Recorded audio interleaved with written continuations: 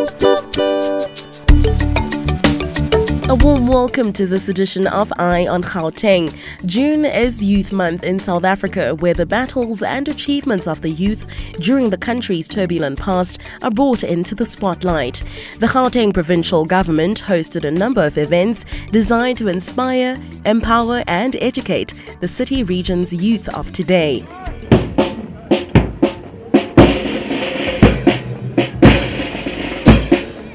June 16 marked 41 years since the Soweto Uprisings, where black students protested against being forced to learn in the Afrikaans language under the apartheid regime.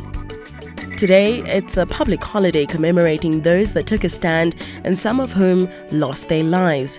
Hector Peterson, a 12-year-old boy, was one of the first people shot dead in Orlando West. On that site now stands a memorial in his name. A ceremony was held there to remember the fallen. As a young person, this day is always very emotive, taking into consideration what the youth of 76 went through. I mean, they were very young children that faced bullets, fighting for a free education, an education that would make them, give them a better future, a better life. And it's very emotive, and I'm glad that I can be here today in this day and age, 2017, and pay respects to them, commemorate them, remember them. We'll never forget the contribution that they've made to the South African education. As compared to them, I would say we are not there yet because our struggle is totally different, but more or less the same. The youth back then was more loud. They wanted to be heard, and they went out there. They were like at that point of, we can't take it anymore. We are fed up. We wanted to be educated. We needed resources. They were more bold. So our struggle now, we have opportunities, but we don't know our way around those opportunities, but one day we will get there. The youth of today, what I can say is that since when we have social media platforms, so our struggles, we don't go out there, bang things. We can use such platforms to communicate our struggles, to highlight what is it that we are struggling. Don't go and ban your libraries, your schooling institution. I mean, it's taking us back. As we mark this day, we should be very honest about looking at what is happening in our communities. We are facing so many challenges as communities, and we need to stand together as communities. I'm much disappointed in terms of the turnout, as this is a day which is very important, but I think we'll work together when we commemorate next year, because we need to talk to our young people. You would remember that this day is not that the young people went out of class because they didn't want to go to school, but they went out of class because they wanted to send a message to the then regime that we cannot accept an imposition of Afrikaans as a medium of instruction. So had it not been there, they should have been in school and studying. So we see a high rate of dropouts, and it is a concern that today, where we need to be talking to young people, the young people are not here. So for me, it's a worrying concern, because there are young people out there who are not getting the necessary information or messages to what happened in 1976, which led to the new dispensation. Vusi Zwane facilitates a non-profit organization called Each One, Teach One. It is made up of former students who were members of the Congress of South African Students between 1979 and 1990. Their mandate is to carry forward the legacy of the 1976 youth generation. We basically focus on three things: social development, heritage and education. Those are the three pillars of the foundation. So basically we would like to look at the heritage of that generation, i.e. write our own stories, produce our own books, do DVDs, and actually tell our own story from that generation. Two, preserve the heritage of that particular generation. You have the Hector Peterson Memorial, you've got the June 16 Memorial. So we would like to do the same for our generation of the COSAS members. Three, because we have students, we'd also like to contribute in education. And one of the things that we do, particularly because we're based in Soweto, is that we're involved in schools where we give bursaries and give awards to top performing students in the schools of Soweto. So we're basically a Soweto-based foundation looking at education and the support thereof. Here in Orlando West Dube, where we are today, we've got about 5 schools, and what we've done is that we've taken about 40-55 students through to universities. We give them awards every year. We have got a close relationship with the schools and the principals. So those are the kind of strides that we're making. We are also playing a role in terms of the ICT, also within the space of math and science as well. So those are the strides that we're making, and we continue to want to do more of that. We're also trying to have a closer working relationship with the Department of Education in Gauteng. So those are the strides that we've made, but the struggle goes on. There's more that we'd like to do. We would like to cover the whole of Soweto, i.e. take lots and lots of children in Soweto to varsities, get them to come back and plow back like we're doing as the Each One Teach One Foundation. But there's serious issues of funding, to a lot of our ex-comrades, are unemployed. Some of them went to exile, came back. Some of them were within the country. So there's lots of issues around unemployment. However, there's also lots of issues in terms of education. The infrastructure. Youth unemployment and all those sort of things.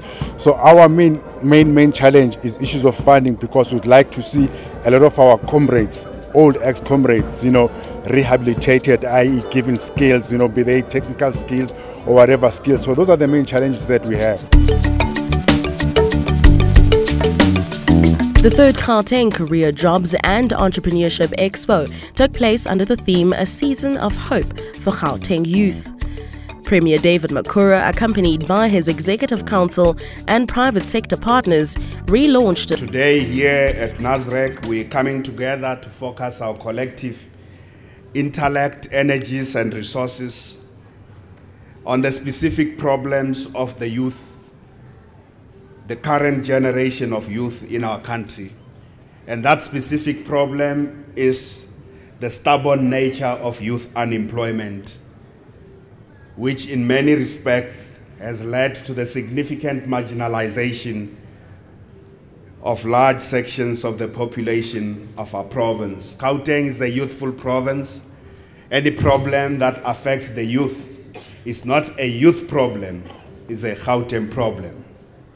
The youth are at the center of every effort we are making to transform, modernize and reindustrialize this province, which is both the economic hub of our republic and the industrial heartland of sub-Saharan Africa. Tepo 1 Million is an expansion of the Tepo 500,000 initiative, which was unveiled in 2014 to provide unemployed youth opportunities through skills training, job placement and entrepreneurship development. Due to the success of the flagship program and the magnitude of the problem of youth unemployment in the province, they decided to upscale its efforts from empowering 500,000 youth to 1 million by 2019. The purpose of this session is to finalize a very important agreement, an agreement between government and the private sector. An agreement that will benefit young people, practically so. We want to have a public signing ceremony where various companies that will call their names have raised their hands to say to the Gauteng provincial government, we'll partner with you to defeat poverty amongst young people. We'll partner with you to eliminate unemployment within the young people. We'll partner with you to upskill our young people in our province. So this is a very important ceremony for us as the Gauteng provincial government. We have worked very hard with our Tepo 1 Million team to arrive at this stage. We want to take this program of Tepo 1 Million from the boardroom to the streets now. We want to conclude the final paperwork so that we can go out there and recruit as many as possible. Young people that will get opportunities and young people that will say no to nyaupe, no to drugs, no to wrong things, but yes to opportunities. After the break, we chat to some of the government's independent allies that are working together to create employment opportunities for the province's youth.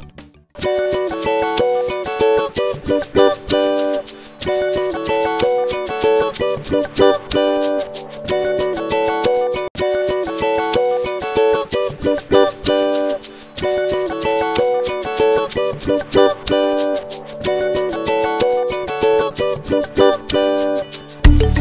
Africa's unemployment rate hit a 13-year high at 27.7% in the first quarter of 2017.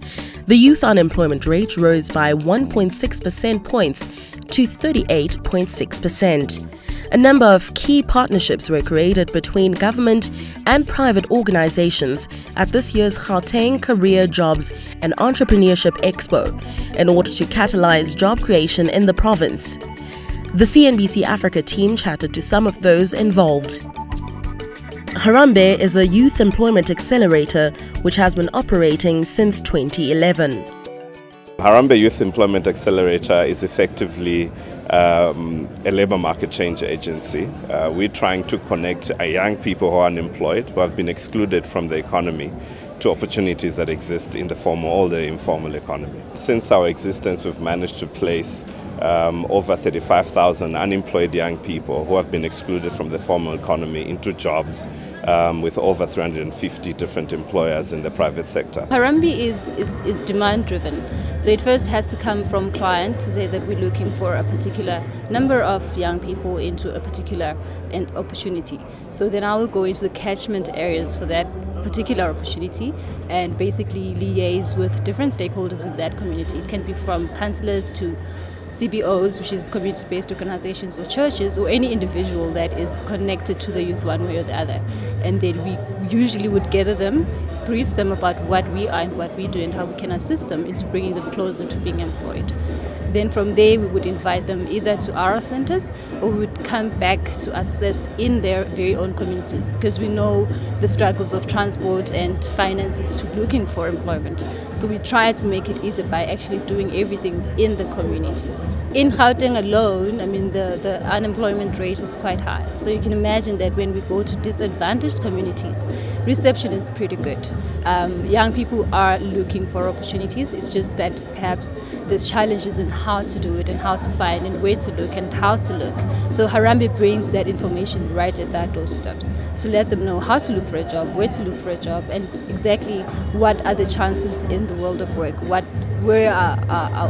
is our economy actively looking for young people. There are a couple of things that we're trying to push in partnership with the provincial government. The first one is around innovating in the area that is called public employment. But the questions that we are trying to respond to is there a way in which government, through its procurement, through the programs that it implements, it can start to create a pool of young people that can then themselves operate in the formal economy at a later stage. And we've piloted a number of interventions with great success to this effect. I think the second thing is around thinking about policies and administrative decisions that the provincial government can take to, for example, reduce the cost of job seeking. I mean, we were part of an exercise that was carried out by the University of Johannesburg last year that found that young people who mostly stay in townships spend on average about 932 rand to look for a job. And most of that is to make copies of their CVs, go to internet cafes. Now, these are solutions that as government, if we can think together with them, we can address and reduce the cost of job seeking and then see how we can help young people to find opportunities in the economy. Similar to Harambee, Lulaway is a private recruitment solutions company. It has a network of job centers across the country and has been facilitating the rollout of more job centers in Gauteng. In the last year, as Lulaway, when we were working with the Double 500,000 program, we placed about 7,000 young people.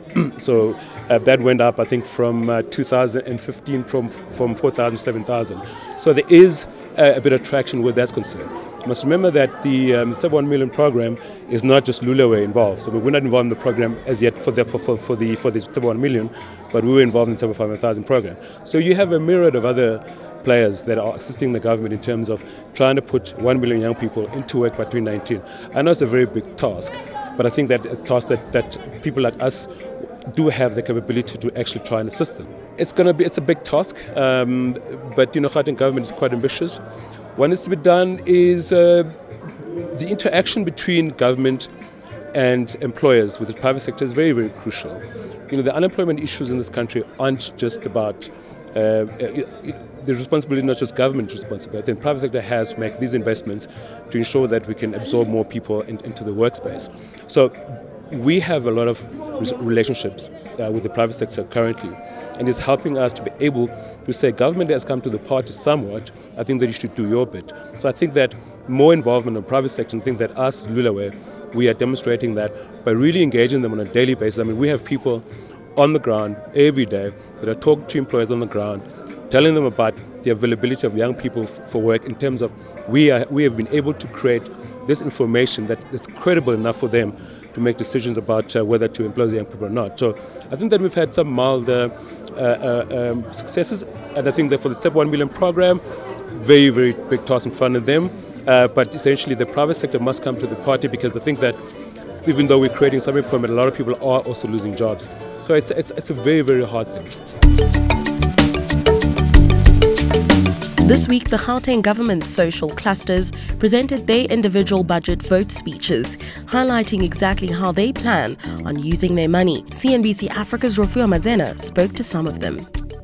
The Gauteng Provincial Government has presented its budget for the 2017-2018 year, and while previously it boasted capital inflows of 66 billion rand in foreign direct investment, there are many concerns of where the budget will be allocated because of the recent downgrades as well as South Africa's recession. We presented a budget vote for both departments, the Department of Economic Development and issues of innovation, of research and development, issues about economic infrastructure in terms of broadband, industrial parks, energy security, in terms of transport, issues about tourism into the country, revenue generation, because we are also expected to generate revenue as the department, and issues about compliance and enforcement, amongst others. Issues about township economy revitalization, funding and training and skilling of SMMEs in terms of agriculture, issues about bringing about innovation and technology in agriculture, but also looking at the environment. It's one of the big issues, looking at the waste management and recycling economy, making sure that we integrate those into the mainstream. Previously, a lot of the budget spent has been on education and healthcare. Have you seen significant changes, just based on your overview, in these sectors? And do you think that there will be a need to redirect some of that budget? We will continue spending more money in health and education because we have a demand, a huge demand. Every year there's 200,000 people more than who come to our province.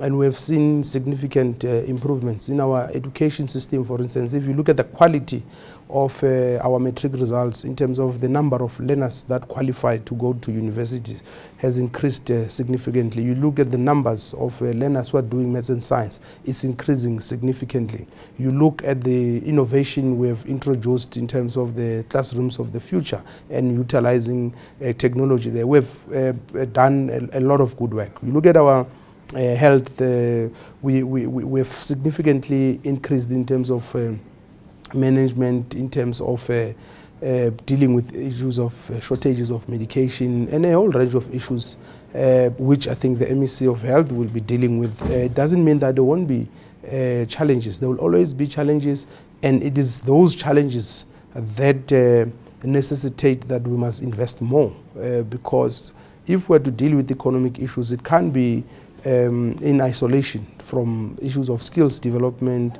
knowledge-based economy. That's why education is important. If you don't have a healthy nation, you can't have a productive workforce. So you can't then argue narrowly and say money must be redirected to economy. So you need to look at it holistically. Let's talk a little bit then. In your speech you mentioned, well, the summary of your speech, you spoke briefly about some of the foreign direct investment that's come through, about 66 billion rand or so. Are you fearful that going forward you might see less investment just based on the downgrades and the recession that the country is currently going through? We certainly are worried that if we don't attend to issues raised as reasons for downgrades, and if we don't respond proactively to deal with the technical recession, because technical recession basically means that the economy has shrunk. So obviously investors want to go where there is growth. So we are definitely worried. And is there a plan if we don't see the foreign direct investment that we've been seeing in the past? Does the provincial government have a plan in place to mitigate some of those losses? We've got an economic development plan. We will be continuing to implement it, and our main objective is to save jobs and create jobs. But at the same time, there are macroeconomic issues which is not our competence, is national government. We will work with national government to ensure that we move speedily in resolving these issues.